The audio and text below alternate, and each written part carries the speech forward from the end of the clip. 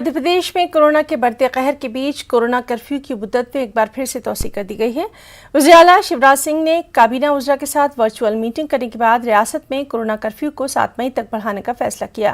रियासत में corona curfew में तौसीह करने के साथ हुकूमत ने अस्पतालों में ऑक्सीजन और दवाओं की फराहमी को यकीनी बनाने के साथ गरीबों को मुफ्त राशन तकसीम करने की राह में भी आसानियां पैदा की हैं। नए ज़ाब्ते के तहत अब राशन के लिए थंब इम्प्रेशन यानी अंगूठे का निशान लाजमी नहीं होगा। वहीं कांग्रेस ने कोरोना कहर के बीच बार बार कोरोना कर्फ्यू में तौसीह करने और अस्पतालों में तिब्बी सहूलियात के फुकदान के लिए हुकूमत को सख्त तनकीद का निशाना बनाया है।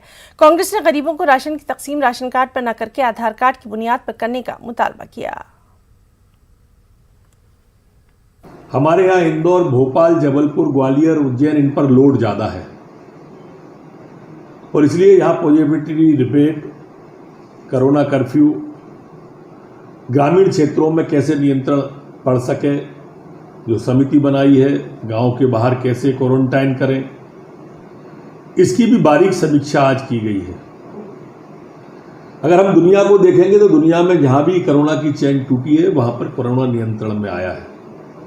7 मई तक कोरोना कर्फ्यू लगाने का फैसला आज मुख्यमंत्री जी ने लिया है।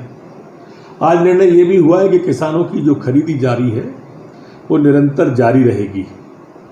माननीय मुख्यमंत्री जी परसों स्ट्रीट वेंडरों के खाते में 1,000 रुपया डालेंगे, जिससे उन्हें थोड़ी राहत मिलेगी।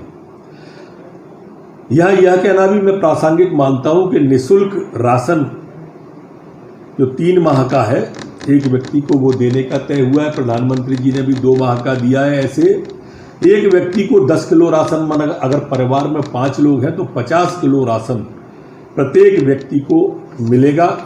ये लॉकडाउन पीरियड है जो कि मैं समझता हूँ कि लगभग 1 महीना हो गया है। बीपीएल कार्डधारी जो लोग हैं, गरीब लोग, उनके बिजली के बिल सरकार को निरस्त कर देना चाहिए, माफ़ कर देना चाहिए। और जो राशन देने की बात हो रही है वो कार्ड पे नहीं, जैसा पहले भी हुआ था, आधार कार्ड पे दिया जाना चाहिए, जिससे हर एक गरीब आदमी को राशन मिल जाए। क्योंकि इन दिनों जो लोग परेशान हुए, काम धंधे बंद हो गए, उनको राशन कैसे मिलेगा, ये सरकार को देखना चाहिए।